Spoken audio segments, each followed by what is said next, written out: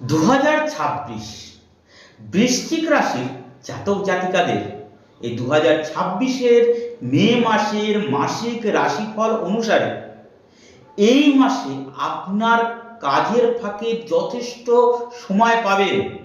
এই সময়টা অবশ্যই আপনি আপনার সংসারকে বা সংসারের পেছনে বা ফ্যামিলির পেছনে দান করুন, না হলে আপনার সংসারে বেশ কিছু সমস্যা সৃষ্টি হতে চলেছে।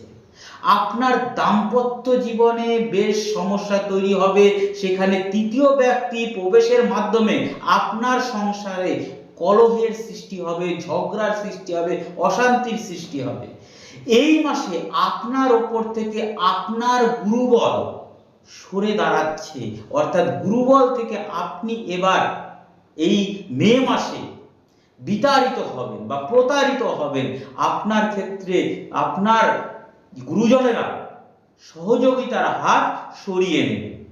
এই জন্য এই মাসটি আপনার সংসারের প্রতি বা ফ্যামিলির প্রতি বিশেষ মনোযোগ দেওয়া প্রয়োজন।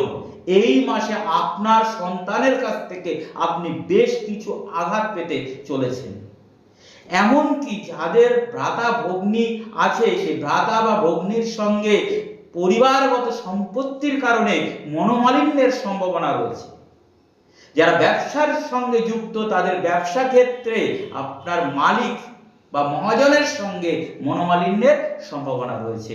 ব্যবসায়ী ক্ষেত্রে বেশ কিছু লোকসানের আশা করতে পারেন, বা আপনার ব্যবসা ক্ষেত্রে যে কোনো ক্ষতি হওয়া সম্ভব বা হওয়ার যোগ রয়েছে। সেই ক্ষেত্রে আপনার সাবধানতাই এই ক্ষতি থেকে আপনাকে মুক্তি দিতে পারে। শারীরিক দিক থেকে এই বৃশ্চিক রাশির জাতক জাতিকারা এই মে মাসটি অবশ্যই সুস্থ সবলভাবে কাটালেও আর অর্থনৈতিক দিক থেকে বেশ খানিকটা টানাপোড়েনের মধ্যে থাকবে।